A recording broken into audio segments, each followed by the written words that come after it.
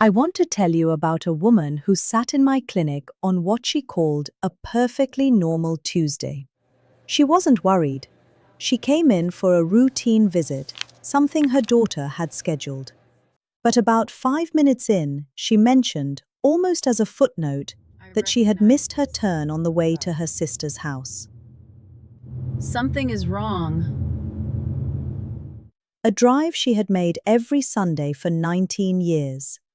She laughed it off, blamed the road construction, said she was tired.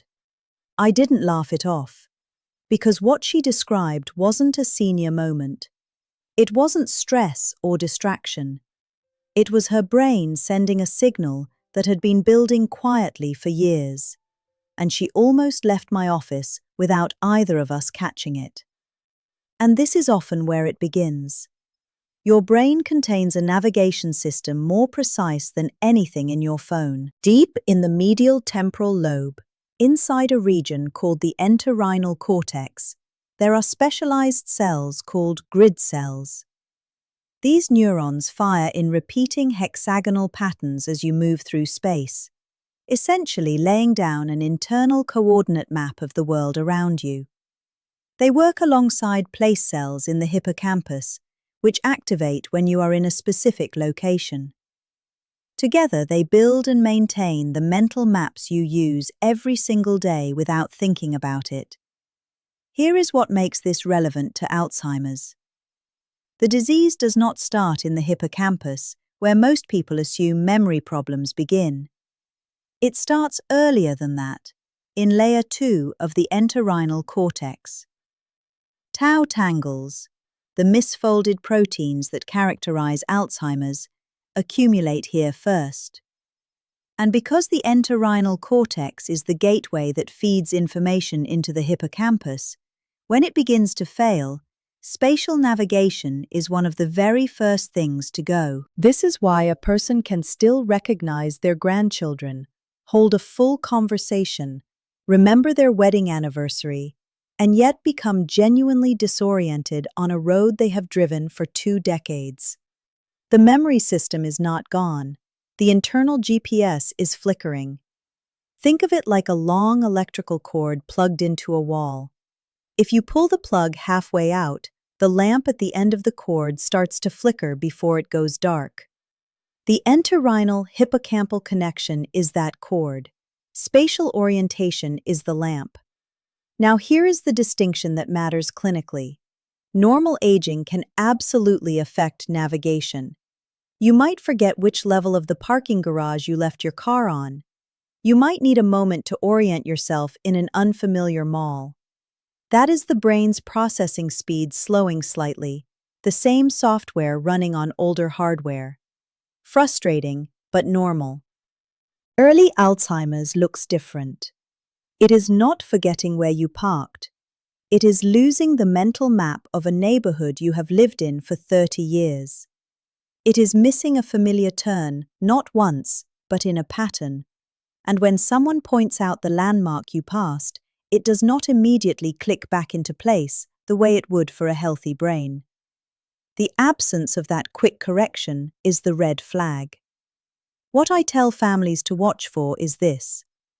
Does the disorientation resolve quickly with a cue, or does it persist even when the familiar landmark is right there? A healthy brain course corrects fast. A brain in early Alzheimer's struggles to anchor itself even with help. There is also something important about what is not affected. The person can still talk, still reason, still recall things from years ago.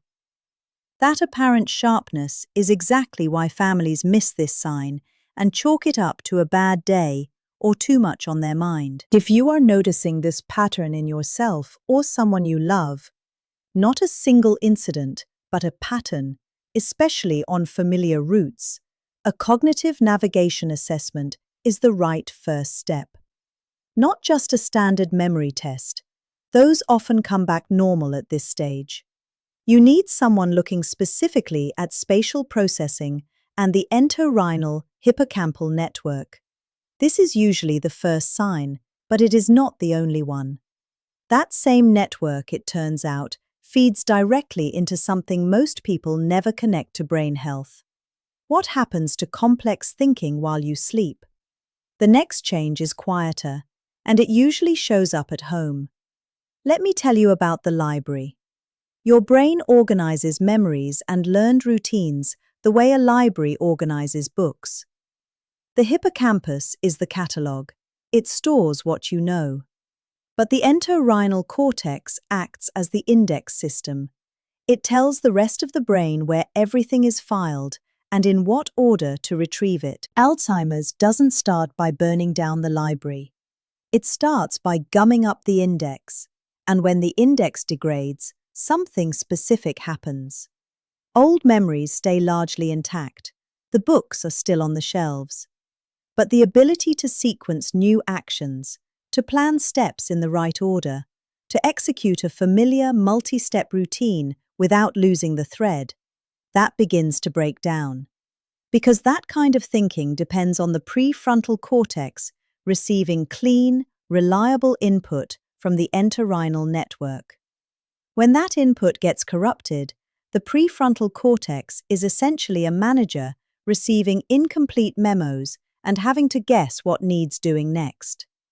This is what families see as tasks that used to be effortless, suddenly feeling overwhelming. Now, the distinction here is important because normal aging does affect processing speed. An older brain genuinely runs some tasks more slowly. Like an older computer running the same software, it takes longer. It requires more concentration. That is real, and it is normal. But early Alzheimer's is not slower performance. It is specific failures in deeply familiar routines. There is a meaningful difference between taking longer to figure out a new smartphone feature and standing in a kitchen you have cooked in for 40 years, genuinely unsure what comes next in a recipe you have made hundreds of times. One is the hardware slowing down.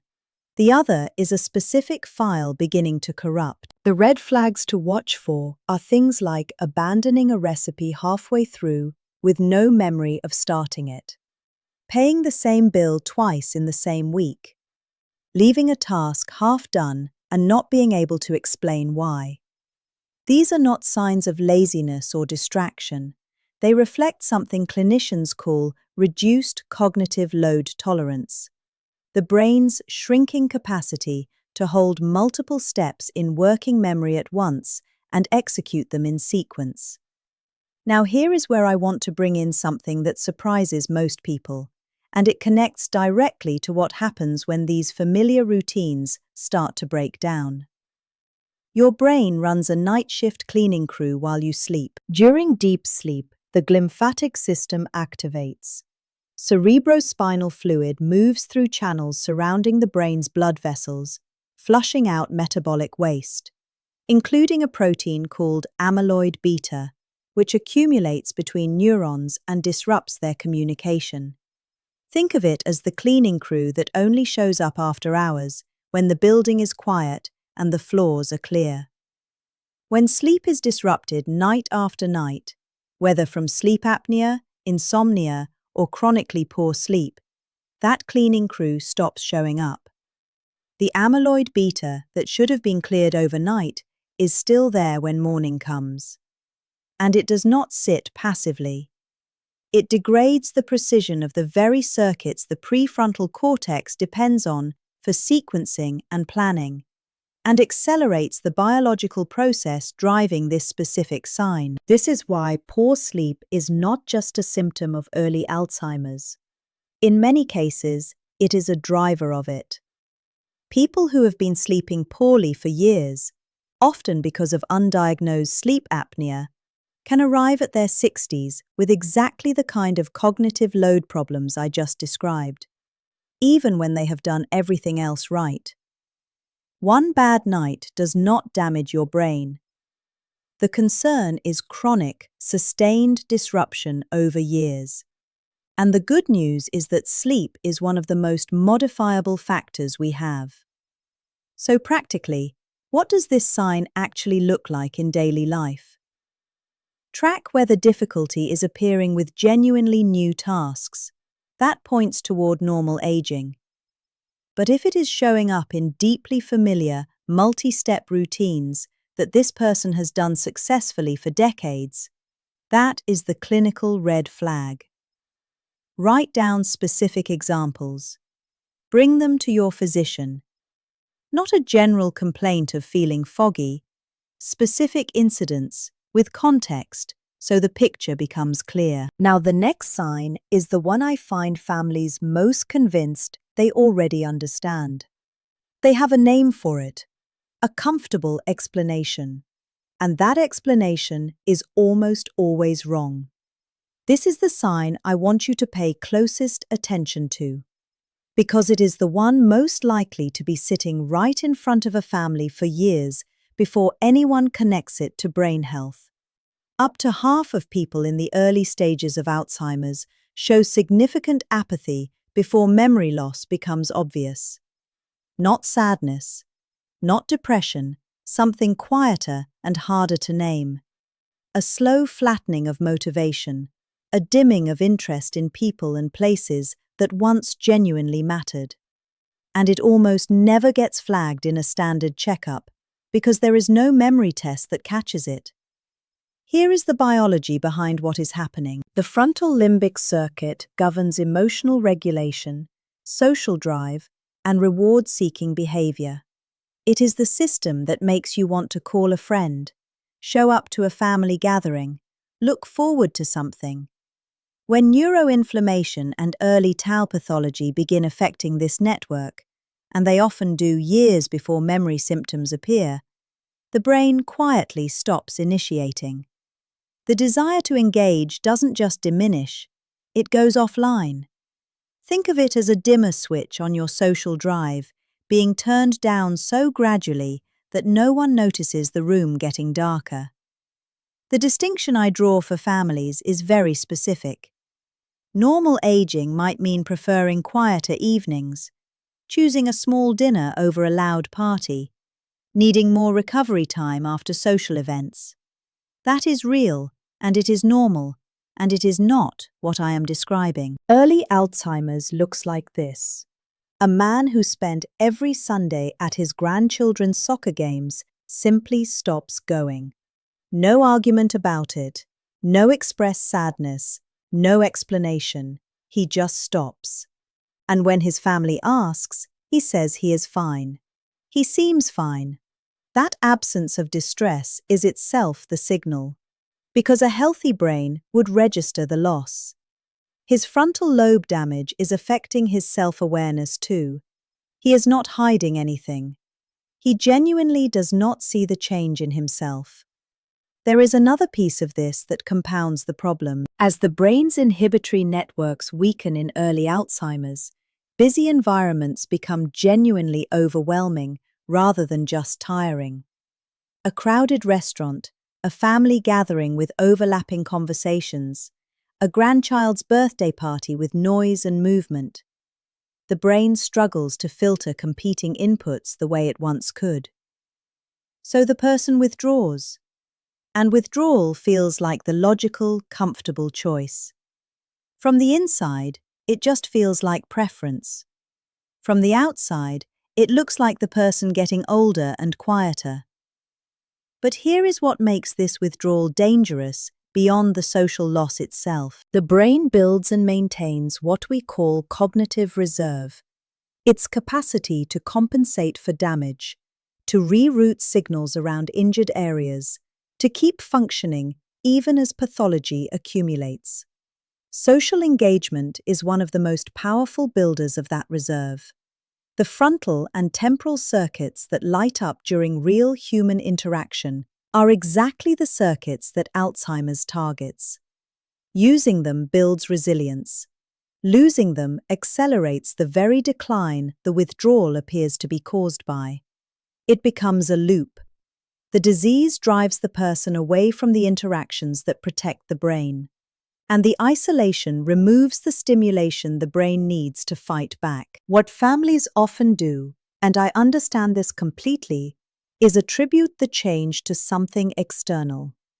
grief over a loss, the transition into retirement, getting older. These are reasonable explanations, and sometimes they are the right ones. But the clinical red flag is not introversion. It is a change from a previous baseline. A person who was socially active, who genuinely looked forward to family time, who was the one organizing dinners, and who has quietly stopped doing all of that, without distress, without a clear reason that holds up over time. Document when the shift began. Notice whether it is progressive. Bring that timeline to a physician, because timing matters enormously in separating a grief response from a neurological one. The next sign is the one that tends to make families feel guilty in hindsight. Not because they ignored it, but because they were so certain they already knew what it was. Around the same time, another change starts to show up, and this is the one families find most personal, most confusing, and easiest to misread. I want to describe something I see in families regularly. This is where families start saying, "That's not like him." A daughter comes in with her father. He is sharp in the room, answers my questions clearly, makes eye contact, and then, almost apologetically, she says something like, "He's just been more irritable lately, short-tempered. It's probably just him getting older. He was always a little stubborn." And I ask her, "Was he always like this, or is this new?"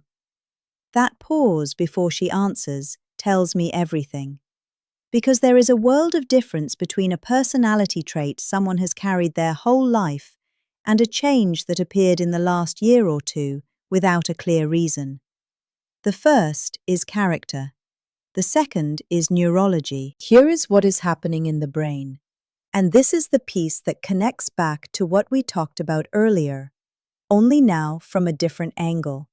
The prefrontal cortex has two jobs. The first is planning and sequencing. But its second job is the one that becomes visible here. It acts as a brake. When something frustrates you, a slow driver, a misplaced item, a last-minute change of plans, the prefrontal cortex steps in and moderates the response. It puts the situation in proportion and dials the emotional reaction down to something manageable. You feel the irritation, but you do not act on it in a way that startles the people around you. The same tau pathology and neuroinflammation that erode the frontal circuits responsible for planning also erode this brake at the same time. Which means, by the time families are noticing the behavioral changes I'm about to describe, the executive difficulties we talked about earlier have often already been present for months. They just were not recognized for what they were. Small provocations start producing outsized reactions. The frustration that would have registered as mild annoyance becomes sharp anger. A simple question from a family member suddenly triggers suspicion. A routine change to a plan becomes genuinely distressing rather than mildly inconvenient. The person is not choosing these responses. The system that would normally moderate them is being dismantled, piece by piece, without their awareness. Judgment changes are just as telling and often even more revealing. And this is where the glymphatic connection we talked about earlier comes back into the picture in a specific way. Because amyloid beta buildup, the waste product that accumulates when sleep-based clearance fails, does not damage all circuits equally. The frontal circuits governing judgment and decision-making are particularly vulnerable to it, which is why, in people with chronic sleep disruption, judgment changes often appear earlier and more sharply than in people whose clearance systems are functioning well. This is where I tell families to pay attention to decisions, not the big obvious ones, but the small everyday ones. Falling for a phone scam that the person would have recognized immediately 5 years ago. Making an unusually large purchase without being able to explain why. Ignoring a leaking pipe for months, not because of the cost, but because the brain's executive network is simply failing to register it as urgent. Leaving the stove on. Giving money to a stranger at the door. These are not moments of confusion. The person is often perfectly oriented in time and place when these decisions happen. What is failing is the brain's ability to flag something as a problem, weigh consequences, and respond proportionally. The executive network that usually handles that assessment quietly and automatically is no longer reliable, and the mechanisms behind that failure are layered in ways that a single conversation with a physician can easily miss if you do not come prepared. There is one more pattern worth naming specifically because families find it one of the most exhausting to live with. Rumination. The same thought, looping without resolution, often negative, often focused on a specific person or perceived slight. In my clinic, I have watched families tie themselves in knots trying to reason with this, trying to reassure, trying to produce enough evidence to break the loop. It does not work. Because the loop is not a logical argument. It is frontal limbic dysregulation. The brain stuck in a circuit it can no longer exit on its own. Reasoning adds fuel. Distraction is genuinely more effective, not as a workaround, but as the neurologically appropriate response. What families miss most often with this sign is that these changes feel personal. When someone you love snaps at you, accuses you of something unfair, or makes a decision that seems reckless, the natural instinct is to respond interpersonally, to explain, to defend, to feel hurt. And I understand that completely. But the behavior is neurological, not interpersonal. It is not aimed at you. It is the brain losing its ability to regulate itself. The clinical red flag is not occasional moodiness. It is a pattern of emotional and judgment changes that are new, that are progressive over months, and that the person cannot self-correct even when they are calm and the situation is explained clearly to them. Document specific incidents. Note the dates.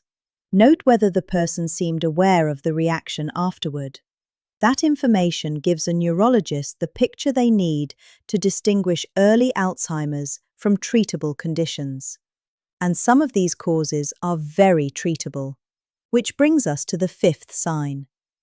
The last sign shows up in conversation, not in a memory test, not in a brain scan, in the middle of an ordinary sentence, in a moment so brief that most families file it away as nothing. And that is exactly why it gets missed. Word-finding difficulty is something everyone experiences. You reach for a name and it is not there. You pause mid-sentence, searching for the right word. It comes to you 30 seconds later in the shower. That is normal. That is your retrieval system taking slightly longer, the way any system slows a little with age. Frustrating, but not meaningful on its own. What I am describing is something different in character. Language retrieval depends on a distributed network of temporal lobe circuits, regions that store not just the sounds of words, but their meaning, their category, their relationship to other words. As amyloid plaques and tau tangles begin degrading these circuits in early Alzheimer's, the brain starts routing around the damage. It finds workarounds, and those workarounds have a very specific signature that a trained ear can recognize. The person does not simply pause and then find the word. They substitute. They reach into the wrong category and pull out something adjacent. A watch becomes a wrist clock. A fork becomes a food stick. The word they want is somewhere in the neighborhood, but the precise address is gone, so they describe the location instead of naming it. Clinicians call this circumlocution, talking around a word because the direct path to it is no longer reliable. This is categorically different from a tip-of-the-tongue moment. In normal aging, a cue resolves it. Someone says the first letter or uses the word in context, and it clicks immediately. In early Alzheimer's, the cue often does not help. The person nods, seems to recognize the word when they hear it, but could not have generated it themselves. The retrieval pathway is degraded, not just temporarily blocked. Here is what makes this sign so easy to dismiss. Comprehension stays largely intact in the early stages. The person understands what you are saying to them. Their sentences are grammatically correct. They often compensate with such natural grace, a quick laugh, a gesture, a substitution that almost fits, that the conversation feels completely normal. Families say, "She's still as sharp as ever," while language efficiency has been quietly declining for a year or more. The social fluency masks the signal. There is also a fatigue pattern worth noting. Word-finding difficulty worsens under cognitive load. At the end of a long day, in a noisy room, or during an emotionally charged conversation, the substitutions become more frequent and the pauses longer. This makes it easy to attribute to tiredness, and sometimes it is tiredness. The clinical concern is when it follows that pattern consistently, when the pressure of the moment reliably exposes a gap that was there all along. I have sat with patients who knew, on some level, that something had shifted in how they spoke. They described it as words feeling farther away than they used to. One woman told me it felt like reaching for something on a shelf that kept moving. She had been compensating for months before anyone around her noticed. The red flag is not forgetting a name. It is substituting words from the wrong category. It is losing the thread of a sentence the person clearly intended to complete, and not recovering it even when the room goes quiet and they have time. It is a pattern, not a moment. If you are hearing this in someone you love, or noticing it in yourself, the right first step is not worry. It is documentation. Write down what was said, when, and in what context. That record becomes the foundation for everything that comes next. So let's say one of those 5 signs landed. Maybe it described someone you love. Maybe it described something you have noticed in yourself. The question I get most often at this point is, what do I actually do with this? The first thing I want you to do is not panic. And I mean that not as reassurance, but as clinical instruction. Panic contracts your thinking right at the moment you need it most. What I need you to do instead is observe. For the next 2 weeks, keep a simple journal. Not a diagnosis, not a verdict, just a record. Write down what happened, what time of day it was, what the context was, whether it resolved quickly or lingered. That document is worth more in a physician's office than any amount of general worry. It turns a vague concern into a clinical picture someone can actually work with. The second thing, and this is important, is that several conditions produce symptoms that look identical to early Alzheimer's, and some of them are entirely reversible. Depression is one of the most common. Vitamin B12 deficiency, which affects a significant proportion of adults over 60, can produce word-finding difficulty, spatial confusion, and mood changes that mirror early dementia precisely. Hypothyroidism does the same. Sleep apnea, which suppresses the glymphatic clearance that protects those frontal circuits, is another one that gets missed constantly because people assume their sleep is fine when they have never actually had it assessed. Medication side effects, particularly from anticholinergic drugs, can cloud cognition in ways that genuinely resemble Alzheimer's. This is why a thorough workup is not optional. It is the starting point. Begin with your primary care physician. Bring the journal. Ask specifically for thyroid function, B12 levels, and a review of current medications. Request a formal cognitive screen. The MoCA, the Montreal Cognitive Assessment, is more sensitive for early changes than the older tools many offices still use. If that screen raises concerns, ask about the next step, whether neuroimaging or blood biomarkers are appropriate for your situation. These conversations are happening earlier and earlier now, and your physician should be ready for them. While that process is underway, there are things you can do today that directly support the brain systems we have talked about throughout this video. Aerobic exercise increases a molecule called BDNF, brain-derived neurotrophic factor, which slows hippocampal shrinkage and supports the very circuits that spatial navigation and executive function depend on. Protecting your deep sleep supports glymphatic clearance of the proteins that drive Alzheimer's pathology. Social engagement, real, face-to-face interaction, exercises the frontal limbic circuits that apathy quietly erodes. And learning genuinely new skills, navigating unfamiliar environments, maintaining meaningful relationships. These are not soft suggestions.